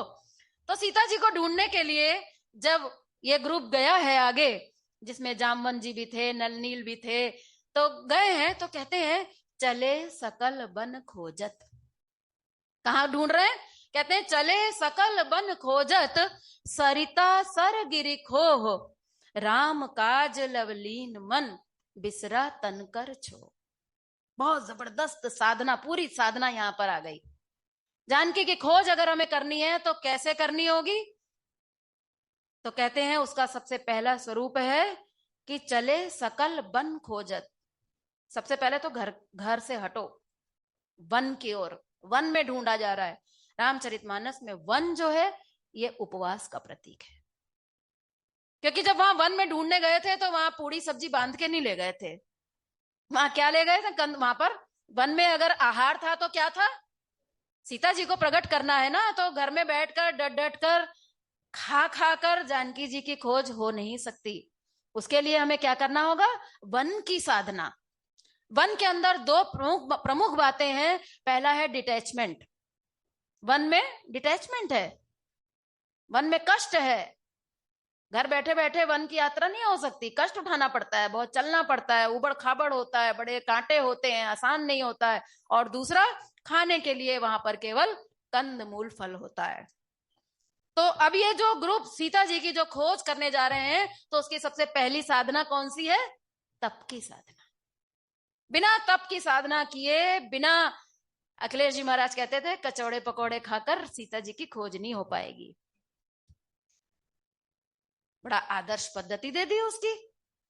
सुबह से मत खाओ, राम जी की शक्ति को थोड़ा जागृत करो, फिर रात में एक समय खा लो, शरीर का निर्वाहन करने के लिए, टूट फूट की मरम्मत के लिए खा लो। तो लोग खाने में जुटे हुए हैं। तो ये है पहली साधना, चले सकल बन खोजत। आगे कहते हैं सरिता सर। बड़ी खास बात है, यह है दूसरी साधना जिसको हम कहते हैं सेवा का सिद्धांत, सेवा की साधना। सर, चले सकल बन खोजत, सरिता सर। नदियां, नदियों में ढूंढ रहे हैं। योगी जी बड़ा हंस के कहते थे, क्या सीता जी नदी में बह गई थी क्या? कि जाल डालकर देखा जाए सीता जी कहीं नदी में तो नहीं बह गई है। क्या ये रामचरितमानस है? इतना गूढ़ ग्रंथ और इतनी छोटी हरकत कि नदी में डूब डूब कर वहां पर ढूंढा जा रहा है, तालाबों में गोताखोर छोड़े जा रहे हैं क्या? वहां थी क्या सीता जी? योगी जी कहते थे ये सिद्धांत प्रतीक रूप में, जो भी ये ग्रंथ होते हैं ना, जो हाई लेवल का ग्रंथ होता है ना, उसमें सीधे सीधे कुछ नहीं लिखा जाता है। नर्सरी क्लास की किताब में जो बात लिखी है सीधी लिखी है, पीएचडी क्लास की किताब में जो बात लिखी है वो सीधी नहीं है, वो कहीं से घूम घूम कर तब वहां जाकर पहुंचेगी, उसको पूरा सिद्ध करना पड़ता है, सीधा नहीं लिखा है। तो ये रामचरितमानस ग्रंथ पीएचडी क्लास के राइटर की लिखी हुई ग्रंथ है। भगवान शिव ने लिखा है, तो सीधे सीधे नहीं लिखा है कि भाई खाना नहीं खाया उन्होंने, कंदमूल फल खा लिया और सेवा की साधना कर ली, नहीं, प्रतीक रूप में है। इन प्रतीकों को समझना भी बड़ा आवश्यक है। तो सरिता क्या है? सेवा की साधना। नदी के जीवन का केवल एक ही चरित्र है और वो है सेवा। आगे से पीछे तक, ऊपर से नीचे तक, नदी केवल केवल केवल और केवल सेवा। और सबसे खास बात नदी के जीवन की ये है कि सेवा का पूर्ण प्रतीक होते हुए भी नदी के दिमाग में ये नहीं है कि मैं सेवा कर रही हूं। नदी के दिमाग में केवल एक बात है कि मैं समुद्र से कब मिलूंगी। ये है हमारी सेवा का लक्ष्य, ये है हमारी सेवा का उद्देश्य, कि कब हमें उस प्रभु की प्राप्ति होगी, कब हमारा अस्तित्व उसके अस्तित्व में विलीन हो जाएगा, कब हमारा मैं मिट जाएगा, कब हम उस स्व में स्थित होंगे। जहां से हम चले थे, जिसका हम अंश थे, उसमें हम कब समाहित होंगे, क्योंकि उसमें समाहित हुए बिना हमारी यात्रा पूरी होने वाली नहीं है। तो नदी के जीवन का लक्ष्य, उसके दिमाग में केवल एक ही बात है कि मैं तो बस सागर से मिल जाऊं, लेकिन मेरा लक्ष्य ये है, लेकिन जो मेरे पास है मैं उससे सेवा तो करते चलूं, बिना सेवा के वहां तक पहुंचूंगी कैसे। सो उसने अपने जीवन को खोल दिया है, ओपन फॉर ऑल। ले लो भैया जिसको जो लेना है, चाहो तो नहा लो, चाहो तो मल विसर्जन कर दो, चाहे तो शव डाल दो इसमें, चाहे गणेश जी विसर्जित कर दो, जो चाहे कर दो, मुझे कोई आपत्ति नहीं है। जिससे तुमको सुख मिले, यूज मी, करो मुझे यूज। ये है सेवा का स्वरूप। जब तक हमारे जीवन में ऐसी सेवा नहीं होगी, नदी के जैसी सेवा नहीं होगी, तब तक हमको उस जानकी के आनंद स्वरूप की प्राप्ति होना संभव नहीं। आगे कहते हैं सरिता सर, आगे कहते हैं गिरी खो। ये ध्यान की साधना है। गिरी, गिरी मतलब पहाड़, खो मतलब गुफाएं। गुफाओं में जा जाकर आवाज लगा रहे थे, हमारा भी बेटा खो जाए तो हम यही तो करेंगे, जाएंगे सड़कों पर आवाज लगाएंगे, गलियों में घुस जाएंगे, आवाज लगाएंगे कहाँ हो कहाँ हो। तो कथा रूप में तो कह रहे हैं कि पहाड़ों पर चढ़ चढ़ कर ढूंढ रहे हैं, चोटी पर चढ़कर आवाज लगा रहे हैं सीता जी को, कहाँ है कहाँ है। लेकिन सैद्धांतिक पक्ष इसका क्या है कि एक साधक जो सीता जी की खोज करना चाहता है, उसको ध्यान की साधना में उतरना पड़ेगा। ध्यान की साधना में दो बातें प्रमुख हैं। ध्यान की साधना के माध्यम से एक तो हमें अपनी चेतना का उत्थान करना है, ऊपर उठना है। कैसे ऊपर उठना है? जैसे पहाड़, उस ऊंचाई को प्राप्त करना है, उस अचलता, उस अडिगता को प्राप्त करना है, वो अखंड अनुभूति प्राप्त करनी है जो ना बदलने वाली है, जिसकी तुलना गिरी से की गई, उस पहाड़ से की गई। और दूसरी उपमा कहते हैं खो यानी गुफा। ध्यान में दूसरी चीज क्या है? अपनी चेतना का उत्थान करना है। कैसे? अपने अंदर जाकर गहराइयों में जाना है। ध्यान में गहराई प्रमुख है ना। ये गहराई जो है ये गुफाओं का प्रतीक है। तो इस प्रकार से ये जो ग्रुप सीता जी की खोज करने के लिए जा रहा है, तो इसमें ये तप, सेवा और सुमिरन की साधना का स्वरूप दिया गया है। खोज करते करते पहुंच गए हनुमान जी। अब समुद्र के किनारे जब पहुंचे तो अब इतना अथाह समुद्र कैसे पार किया जाए, सुंदरकांड पहुंच गए। अब वहां पर यह हुआ कि कैसे पार लगाया जाए। तो वहां पर कहते हैं कि हनुमान जी के अंदर इतनी निराभिमानिता थी, इतने ईगोलेस थे कि उन्हें इस बात का विश्वास ही नहीं था कि मैं ये समुद्र लांघ सकता हूं। जो बढ़ चढ़कर बोलते हैं ना, कह रहे मेरे लिए ये कौन सी बड़ी बात है, मैं अभी करके दिखाता हूं, उनके गिरने की संभावना रहती है। लेकिन जिसने ये अनुभव कर लिया कि मैं नहीं कर पाऊंगा, और अगर उसे भगवान का आश्वासन मिल जाए तो फिर वो सब कुछ कर सकता है। अखिलेश जी महाराज कहते थे, खुदा पहलवान, खुदा मेहरबान तो गधा पहलवान। तो जो अपने आप को ऐसा अनुभव करता है कि मैं तो बिल्कुल अयोग्य हूं, और उस पर जब गुरु की कृपा हो जाती है, उस पर जब भगवान उससे जब काम लेना चाहता है, तो बोले कोई भी कुछ भी कर सकता है, उसमें कोई शंका की बात नहीं है। सो जामवंत जी ने उनको जागृत किया। बोले तुम्हारे अंदर राम की शक्ति काम कर रही है, तुम क्या नहीं कर सकते हो। राम का नाम सुनते ही राम की शक्ति उनके अंदर उत्तेजित हो गई, और क्या एक छलांग में उन्होंने समुद्र को पार किया, और समुद्र को पार करके सीता जी की खोज की और जाकर खड़े हो गए सीता जी के सामने। अगर हनुमान जी चाहते तो सीता जी को कंधे पर बैठा के ले आते, किसी की क्या मजाल थी जो उनको वो रोक लेता। लेकिन कथा यहां पूरी नहीं होती है, क्योंकि ये खाली हनुमान जी की कहानी नहीं है, इसको स्टेप बाय स्टेप समझाना पड़ेगा। ज्यादा शॉर्टकट मारने की कोशिश अगर की तो गिरने की संभावना है, फिर वो साधना पूरी करने में मुश्किल पड़ जाएगी। तो हनुमान जी वहां गए, सीता जी को उन्होंने देखा, केवल पता लगाया। आज अगर हमें केवल ये पता लग जाए कि भाई बाहर नहीं है अंदर है, केवल इतना पता लग जाए, तो ये है यहां तक की साधना। तब सेवा सुमिरन करने के बाद अभी अगर हमें ये पता लग जाए कि हाँ सीता हमारे अंदर है, तो ये है जानकी का पता लगाना। जानकी को प्राप्त नहीं करना, अभी राम जी को मिलेंगी नहीं, अभी बहुत टाइम है, अभी तो बहुत कहानी बाकी है। लेकिन पता तो चले, कम से कम हमें ये पता तो चले कि खाने में शक्ति नहीं है, शक्ति ईश्वर की है, हमारे अंदर बैठी है भाई। आनंद बाहर नहीं है, ये जो बाहर हमें आनंद दिखाई दे रहा है ये टेम्परेरी है, ये बाहरी वस्तु व्यक्ति परिस्थिति पर आधारित है। असली आनंद तो हमारे भीतर है। ये पता तो लग जाए, खाली खाली पता लगने से काम नहीं होगा, लेकिन कम से कम पहला स्टेप पता तो लगे। तो हनुमान जी ने ये पहला स्टेप पता लगा लिया कि भाई जानकी यहां मिलेंगी। कहां मिलेंगी? अशोक वृक्ष के नीचे। शोक से तो मुक्त हो हम, अपने ही संसार की कामनाओं में, आसक्तियों में, चाहतों में हम अगर फंसे हैं, तो चिंताओं और तनाव से ग्रसित हैं, तो जानकी जी का तो विषय ही नहीं खड़ा होगा ना। कौन जानकी और किसकी खोज, हम तो अलग ही दुनिया में जी रहे हैं। बोले मिलेंगी तो अशोक वृक्ष के नीचे मिलेंगी, पता लगा लिया हनुमान जी ने। और अब राम जी के पास जा रहे हैं, तो उस राम जी के पास जाने से पहले, सीता जी का पता लगाने से पहले एक और बहुत बड़ा कांड हुआ। कौन सा कांड हुआ? लंका दहन। बहुत गंभीर विषय है ये लंका दहन। लक्ष्मण जी ने हनुमान जी ने जो लंका में आग लगाई, अपने कौन से अंग के माध्यम से लगाई? पूछ। वो चाहते तो मुंह से भी आग उगल सकते थे,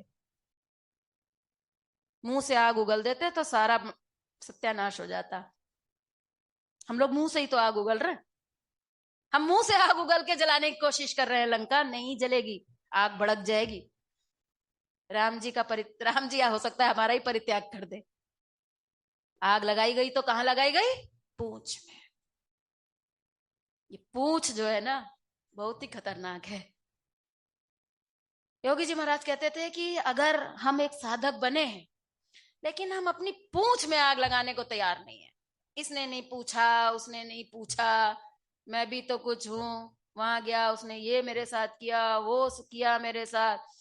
तो हनुमान जी बोले कि भाई अब तो सीता जी के दरबार में आ रहे हैं, राम जी का काम करने के लिए आए हैं, अब अपनी पूंछ भी साथ में लेके चलेंगे तो क्या आनंद आएगा। राम जी के सामने पूंछ लेकर जाएंगे तो शोभा देगा? पहले इस पूंछ में आग लगानी जरूरी है।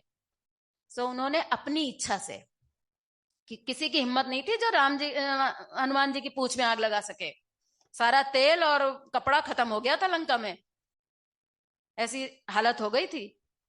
हनुमान जी ने स्वयं स्वेच्छा से अपने आप उन्होंने अपनी पूंछ में आग लगवाई है। आज हम साधकों को भी देखना होगा कि क्या हम अपनी पूंछ को आग लगाने के लिए तैयार हैं? हम तो चाहते हैं कि हमारी पूंछ भी बनी रहे और राम जी भी मिल जाए, पूंछ भी बनी रहे और हमें साधना का फल भी मिल जाए। दो तो नहीं रह सकते। पूंछ को रखना है तो फिर पूंछ को ही रख लो, राम जी की फिर चर्चा मत करो। सो हनुमान जी ने लंका, कैसी थी वो लंका? एक तो है पूंछ का विषय और दूसरा विषय है लंका। लंका कौन सी थी? सोने की। योगी जी कहते थे कि अगर हमारे जीवन से धन का महत्व अगर नहीं गिर रहा है, अगर हमारी कामनाएं, अगर हमारी आसक्तियां सोने से अगर नहीं निकल पा रही हैं, दशांश निकालना तो बहुत आसान है, एक रोटी निकाल देना भी बहुत आसान है, 24 घंटे अपने शरीर को तपाकर 24 घंटे में से 1 घंटा सेवा करना भी बहुत आसान है। लेकिन हम लोग तो जानते हैं ना, महिला है तो महिलाओं से संपर्क अधिक रहता है, सोने से नहीं निकलता, हिम्मत नहीं पड़ती है। हाँ, अगर धन की वैल्यू, सोना क्या है? सोना कोई पहनने की चीज नहीं है। लोग कहते हैं सोना पहनने की चीज है। अरे पहनने के लिए कितना चाहिए? एक पहन लो, एक कान में पहन लो, एक गले में पहन लो। ये जो लॉकर में बेहिसाब रखे हुए, ये पहनने की चीज नहीं है। वास्तव में ये क्या है? धन ही है ये। उसको लोग पैसे में ही गिनते हैं, कितना सोना है तो कितना पैसा हो गया, जोड़ लेते हैं वो। कभी ये नहीं कहते हैं कि मेरे पास गले के इतने सेट हैं तो मैं ये एक तब पहनूं, एक तब पहनूं। नहीं, वो कहते हैं कि 10 लाख का सोना है हमारे पास। कहते हैं जब तक धन की कीमत, बाहरी चमक धमक की कीमत, बाहरी विषय वस्तु की कीमत जब तक हम खुद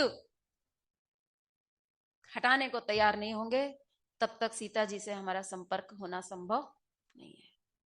इतना आसान थोड़ी ना है। सो उन्होंने आग लगाई और सीता जी के पास पहुंचे। सीता जी ने उन्हें वरदान दिया। कहते हैं अजर अमर गुण निधि सुत हो। अगर इतनी हमारे अंदर हिम्मत पड़ गई, लंका में आग लगा दी, तब सेवा सुमिरन बढ़िया हमारा चलने लगा, पूछ भी हमने चलो जला दी, अपने मान को भी छोड़ दिया। योगी जी महाराज कहते थे कि बड़े गुरु जी कहा करते थे, क्या था वो शायरी कि तेरे इशारे पर जी रहे हैं हम, क्या थी उसकी पहली लाइन?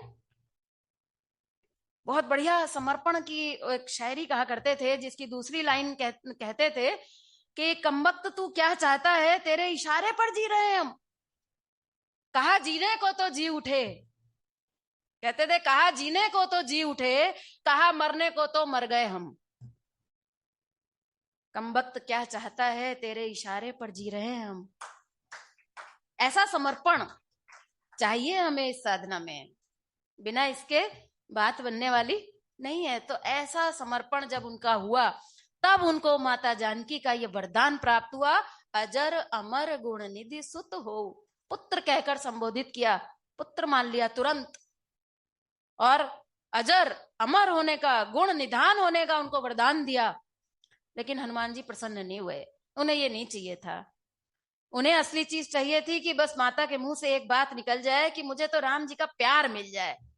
तो वो हाथ जोड़कर खड़े ही रहे, मुंह से तो कुछ नहीं बोल सकते थे, पर उनके मन में एक भावना थी कि माता कुछ और बोले। सो जानकी जी भी पुत्र के ऊपर अपना सारा वात्सल्य उड़ेलते हुए जब उन्होंने देख लिया कि क्योंकि प्रेम जो है वो ऐसे नहीं मिल जाता कि बिना चाहे, बिना डिजर्व किए मिल जाए। प्रेम नहीं, ज्ञान मिल सकता है लेकिन प्रेम नहीं मिल सकता है। तो सीता जी ने एक बार में नहीं दिया, देखने के लिए कि हनुमान जी को इसकी डिमांड भी है या बिना वजह ही मैं दे दूं। पहली बार ही मिली थी हनुमान जी से, लेकिन जब उन्होंने उनके भाव को देखा, उनके भक्ति को देखा, उनके समर्पण को देखा, तो कुछ क्षण रुकने के बाद उन्होंने कहा कि करऊ बहुत रघुनायक छोहू। ले जाओ, तुमको भगवान का प्यार दिया, वो प्यार जो सीता जी के पास, राम जी के प्रेम की धरोहर अगर किसी के पास है तो वो किसके पास है? सीता जी के पास। और वो प्रेम उन्होंने हनुमान जी के ऊपर लुटा दिया वात्सल्य में। अब हनुमान जी प्रसन्न हो गए, बोले बस अब मेरा जीवन तो हो गया पूरा। बड़े उमंग के साथ, मौज मस्ती के साथ वापस गए, राम जी को सूचना दी कि साहब आपका काम कर आया हूं। और वहां पर प्रसंग है कि रामचंद्र जी की आंखों में आंसू आ गए। जाते ही उन्होंने हनुमान जी को सीने से लगा लिया। क्यों लगा लिया? इसलिए कि वो मेरा काम कर रहा है। बोले कि आज हनुमान तुमने वो काम किया है कि आज मैं तुमसे कभी भी, मैं तुमसे कहता हूं कि मैं तुमसे कभी उऋण नहीं हो सकता। अगर आज हम अपने स्वरूप को प्रकट करने के लिए अगर तत्पर हो जाएं, तो भगवान हमारे पीछे पीछे, हमारे आगे आगे चलने लग जाएगा। तत्पर तो हो हम अपने स्वरूप के प्रति सचेत तो हो। अभी तो हम संसार में ही लगे हैं, खाने पीने में, मौज मनाने में लगे हैं। तो रामचंद्र जी हम सोचें कि हमारे ऊपर नजर करेंगे? नहीं करेंगे।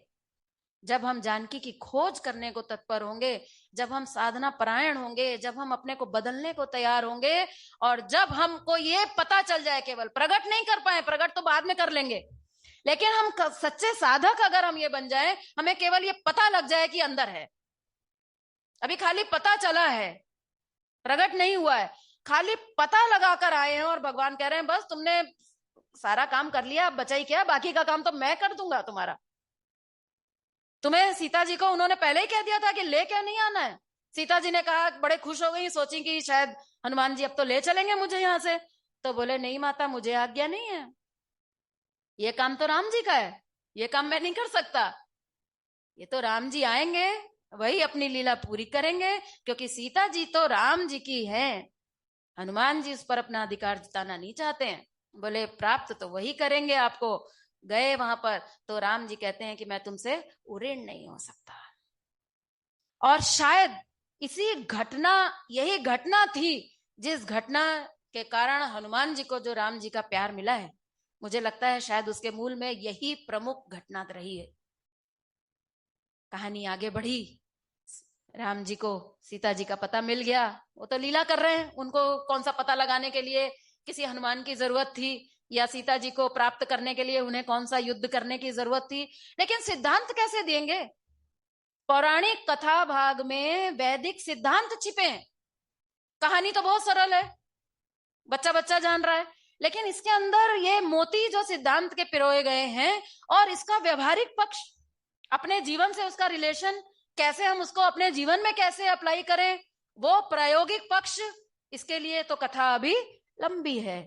तो राम जी ने सेना तैयार कर ली, सुग्रीव जी की सेना के साथ मिलकर उन्होंने तैयारियां कर ली कि अब तो रावण का अंत होगा। अनेक राक्षसों का विनाश करते हुए पहुंच गए, लंका पर चढ़ाई हो गई, युद्ध शुरू हो रहा है। राम जी चाहते तो एक दिन में ही युद्ध खत्म हो जाता, लेकिन नहीं। इस युद्ध को करने के लिए उनके जो सैनिक हैं, वो सैनिक भी बड़े खास हैं। कौन है उनके सैनिक? बंदर और भालू। रावण ने कहा, अरे ये बंदर भालू लेकर आ रहे हैं क्या राम जी?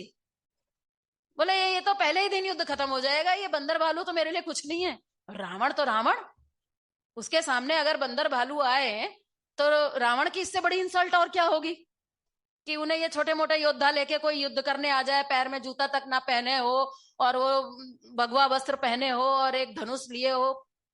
रावण के आगे तो क्या ही था वो। लेकिन जब युद्ध शुरू हुआ, बहुत प्रकार से बंदर भालुओं ने कहा कि राम जी आप हमारे साथ हैं ना, तो आज तो हम तो ये युद्ध एक ही दिन में जीत लेंगे, ये तो हमारी सेना तो बहुत है और एक एक हमारा योद्धा जो है वो रावण को मारने में सक्षम है, आपका बस आदेश दीजिए। राम जी ने थोड़ा सा आदेश दे दिया, थोड़ा सा इशारा कर दिया कि देख लो भाई, ट्राई कर लो, अगर हो जाए तो अच्छी बात है। सो ये लड़ने चल दिए। ये बंदर और भालू जो है ये हम सब हैं। वानर कहते हैं उसको जो दिमाग प्रधान साधक है।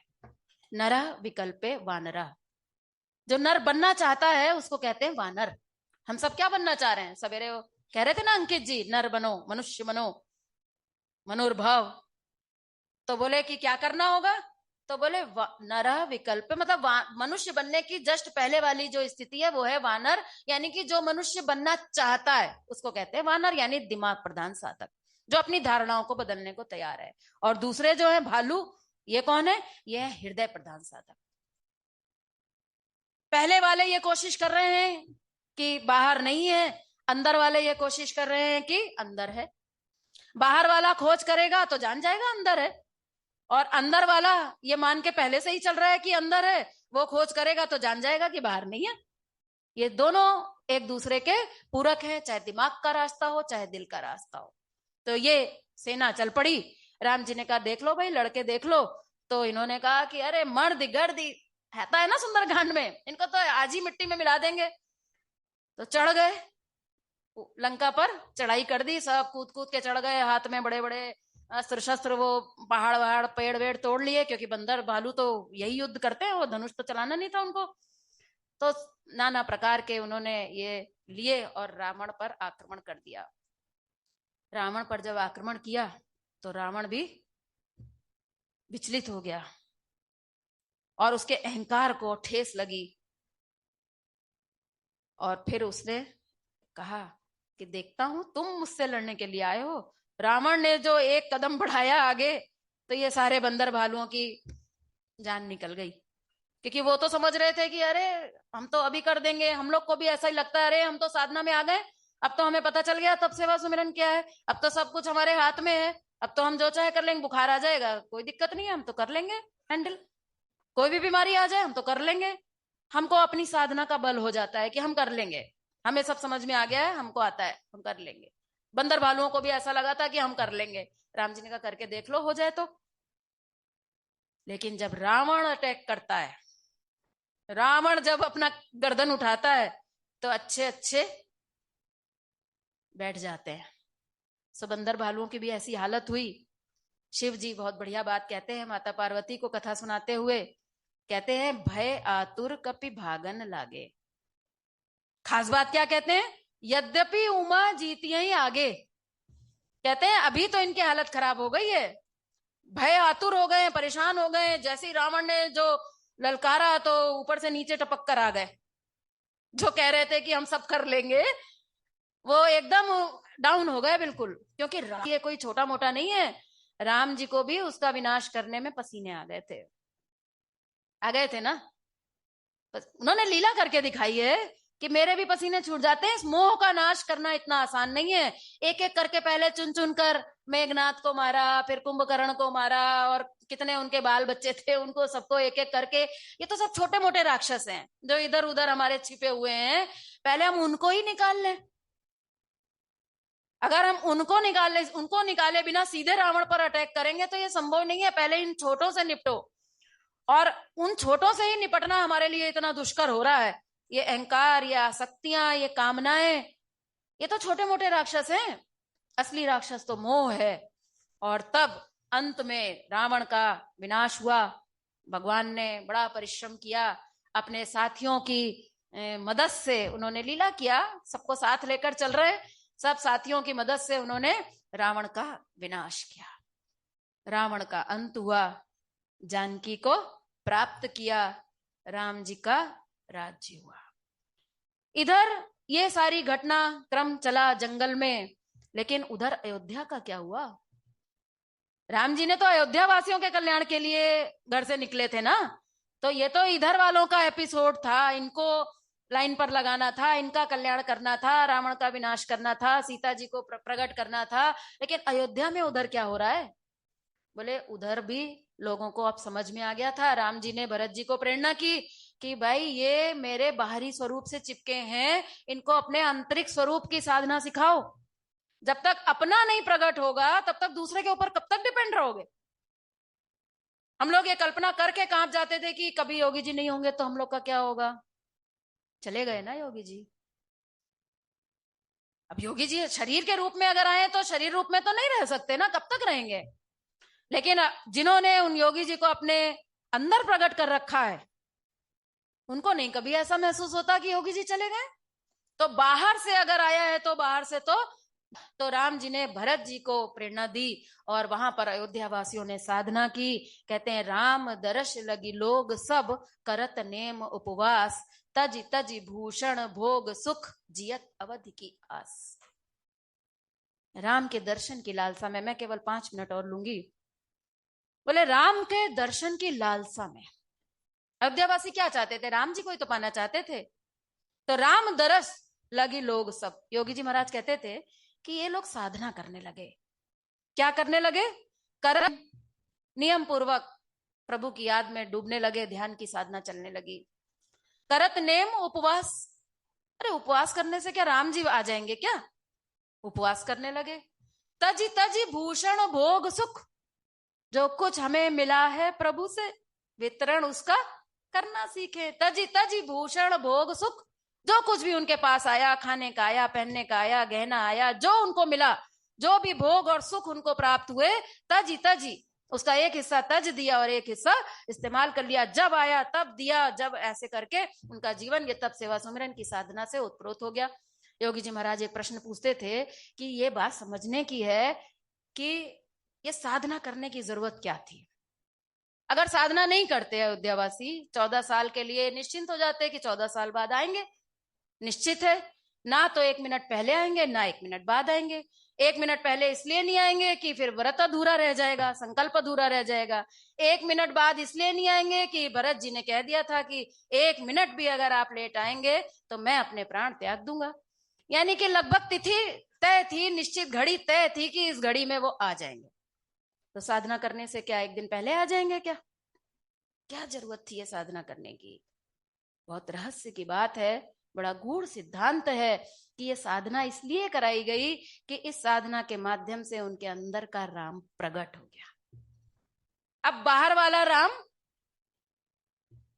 सेकेंडरी हो गया, अंदर मिल गया ना, सतत मिल गया। और जब अंदर वाला प्रकट हो गया तो बाहर वाला भी वापस आ गया, और यहाँ पर रामचरितमानस का अंत हो गया। यानी कि रामचरितमानस के अनुसार राम जी जो एक बार आ गए तो वापस दोबारा फिर कभी नहीं गए। अखंड अखंड सच्चिदानंद स्वरूप की प्राप्ति हो गई। पूरी रामचरितमानस में वो आते रहे जाते रहे, लेकिन जब साधना चली, अंदर से जब प्रकट कर लिया, तो आने के बाद फिर वो नहीं गए, और फिर एक सुंदर राम राज्य स्थापित हुआ। उसके विस्तार में नहीं जाऊंगी। और उस राम राज्य के अंदर अयोध्या में जो आनंद हुआ, एक एक प्राणी का उद्धार हो गया, भगवान की भक्ति प्राप्त हो गई। ना केवल भक्ति प्राप्त हो गई, बल्कि भगवान का वैकुंठ धाम प्राप्त हुआ अयोध्या वासियों को, और उनकी साधना सफल हुई। उधर जंगल में सारे बंदर भालुओं के लिए कहा गया है, हनुमदादि सब बानर बीरा, धरे मनोहर मनुज शरीरा। जितने भी ये बंदर भालू थे, ये लास्ट में सब मनुष्य बन गए। जो बंदर भालू की जो मृत्यु हो गई थी युद्ध के समय में, भगवान ने उनको सबको भी जीवित करके मनुष्य बना दिया, अपने साथ उनको वैकुंठ धाम ले गए। तो ये है ये रामचरितमानस का एक छोटा सा संक्षिप्त स्वरूप, और ये है हमारी साधना का उसके साथ जुड़ाव, हमारे जीवन का उसके साथ जुड़ाव। ये रामचरितमानस गाने का नहीं, जीने का ग्रंथ है। इसको समझें, अपने जीवन में उतारने का हम लोग प्रयास करें। यही योगी जी महाराज का उद्देश्य था। जो ये गूढ़ सिद्धांत दिए गए अकल्पनीय है, कल्पना से परे हैं, ये व्याख्या कहीं मिलने वाली नहीं है। और इसके साथ में कथा का भी आनंद जोड़ दिया जाए तो बात ही क्या है। तो अखिलेश जी महाराज, योगी जी महाराज सुंदर कथा प्रसंग कहा करते थे, लोग मंत्र मुग्ध होकर सुना करते थे। जो कुछ भी आपको अच्छा लगा हो, उसको गुरु का प्रसाद समझकर इस शताब्दी के अवसर पर आप लोग उसे ग्रहण करिए, उसका आनंद लीजिए। कोई भी अगर त्रुटि रह गई हो, कोई भी बात कुछ गलत निकली हो, तो उसको मेरी गलती समझकर उसको क्षमा करेंगे। धन्यवाद।